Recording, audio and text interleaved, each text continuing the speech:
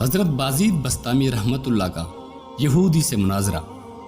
یہودیوں کا بڑا مجمع اور ان کے ایک عالم ان میں تقریر کر رہا ہے۔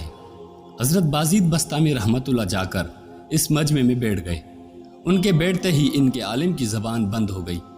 مجمع میں شور ہوا کہ حضرت بولتے کیوں نہیں؟ عالم نے کہا ہم میں کوئی محمدی آ گیا ہے۔ زبان بند۔ انہوں نے کہا اسے کھڑا کرو، قتل کریں گے۔ کہا نہیں بھائی، جو محمدی ہو کھڑا ہو جائے۔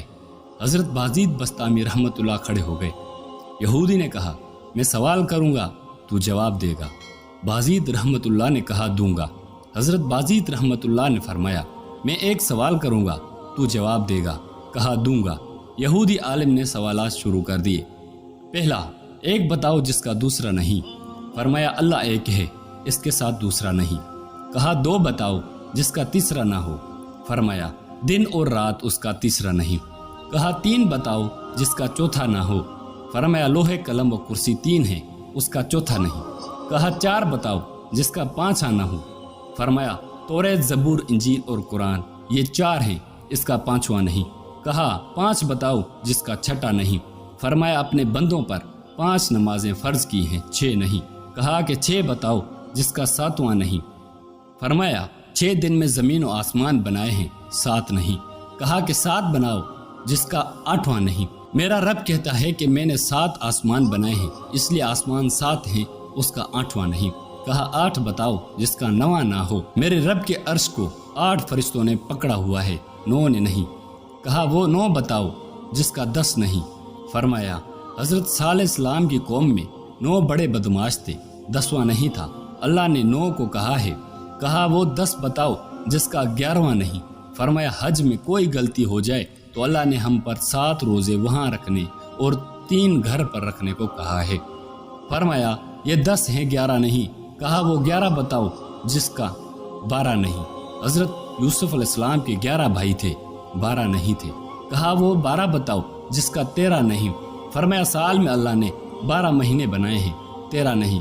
کہا وہ 13 بتاؤ جس کا چوتھا نہیں۔ فرمایا حضرت یوسف نے اپنے باپ سے کہا کہ میں نے 11 ستارے دیکھے، ایک سورج دیکھا، ایک چاند دیکھا جو مجھے سجدہ کر رہے ہیں، یہ 13 ہیں، 14 نہیں۔ کہا وہ بتاؤ کیا چیزیں جس کو خود اللہ نے پیدا کیا، اس کے بارے میں خود ہی سوال کیا۔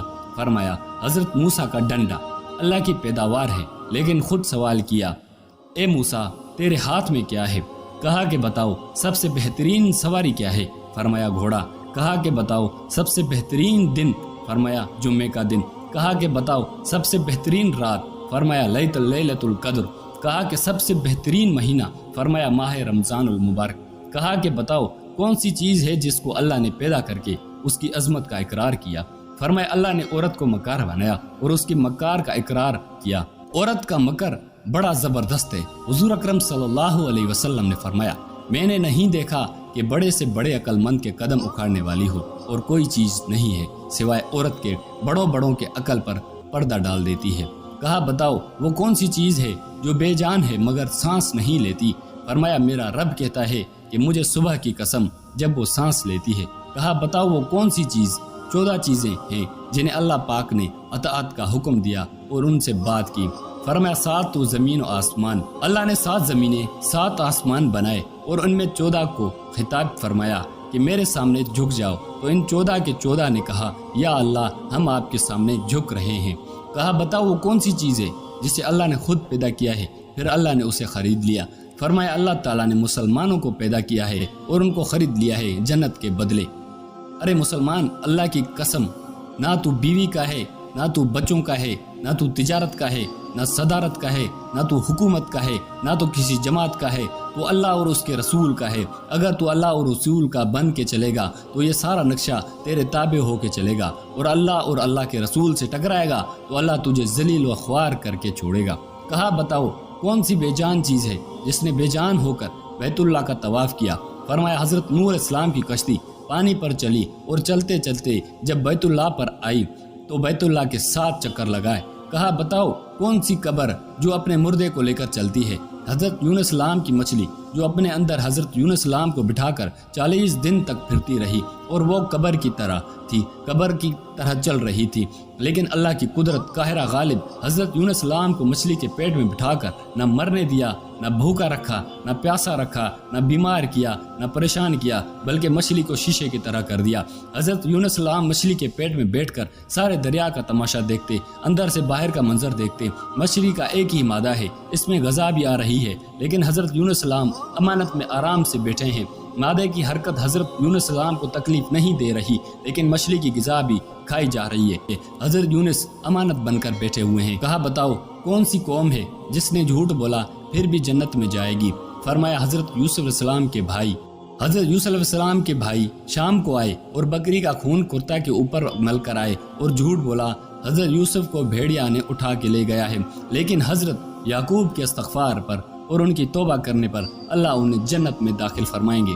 کہا بتاؤ وہ کون سی قوم ہے جو سچ بولے گی پھر بھی جہنم میں جائے گی؟ فرمایا یہودی اور عیسائی ایک بول میں سچے ہیں، یہودی کہتے ہیں عیسائی باطل پر ہیں اور عیسائی کہتے ہیں کہ یہودی باطل پر ہیں، اس میں دونوں سچے ہیں اس میں، لیکن دونوں جہنم میں جائیں گے۔ اس کے علاوہ تو اور بھی بہت سوالات ہیں، لیکن وقت بہت ہو گیا ہے، اس لیے باقی کو چھوڑ رہا ہوں۔ حضرت بازید رحمت اللہ نے فرمایا اب میرا بھی ایک سوال ہے، میں صرف ایک سوال کروں گا، جواب دو گے؟ کہا دوں گا۔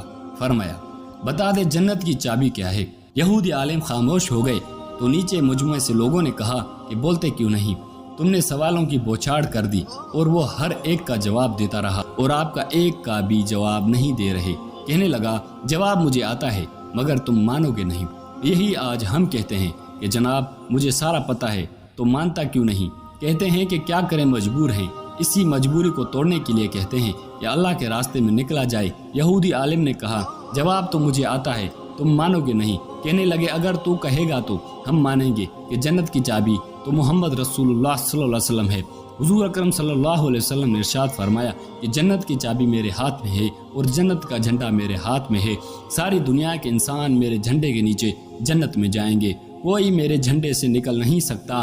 جنت کا دروازہ اور چابی آپ کے ہاتھ میں ہے، کوئی جا نہیں سکتا۔ جنت والے جنت کے دروازے پر پہنچ چکے ہیں، آئے ہیں، دروازے پر کھڑے ہیں، دروازہ بند ہے۔ حضرت آدم کے پاس آتے ہیں، اے ہمارے باپ تو ہی ہمارا اجد الاول، تو ہی ہمارا سب سے بڑا، تو ہی جنت کا دروازہ کھلوا۔ وہ ارشاد فرمائیں گے ارے میں نے تو تمہیں جنت سے نکلوایا تھا، میں تمہیں کہاں سے داخل کراؤں، یہ میرے بس کی بات نہیں۔ حضرت نوح علیہ السلام کے پاس آئیں گے، آپ دروازہ کھلوائیے، وہ کہیں گے کہ میں نہیں کھلوا سکتا، آج میرے بس کی بات نہیں ہے۔ حضرت موسیٰ علیہ السلام کے پاس آئیں گے، پھر حضرت عیسیٰ علیہ السلام کے پاس آئیں گے، حضرت عیسیٰ ارشاد فرمائیں گے میرے بس کی بات نہیں ہے، جاؤ نبی عربی صلی اللہ علیہ وآلہ وسلم کے پاس جاؤ، جس کے ہاتھ میں جنت کی چابی ہے اور جس کی اتباع میں دنیا کی کامیابی ہے۔ یہ واقعہ سنانے کے بعد حضرت مولانا طارق جمیل صاحب بڑے درد سے ارشاد فرماتے ہیں کہ اتنا بھی آج ایمان نہیں ہے کہ اپنی دکان کے حرام کو نکال سکیں تو یہ اسلام کہاں سے زندہ کرے گا؟ جب اتنا ایمان نہیں ہے کہ ایک سنت کو سجا سکے یہ دنیا میں دین کو کیسے زندہ کرے گا؟ اس کی نمازیں اس کو کیا نفع دیں گی؟ دل حضرت محمد صلی اللہ علیہ وآلہ وسلم والا نہیں ہے، معاف کرنا دل میں میرا بھی اور آپ کا بھی وہی قارون والا ہے کہ مال اور مال، پیسہ اور پیسہ، دروازہ بند ہے، آج کوئی کھلوا سکے تو دکھلائے۔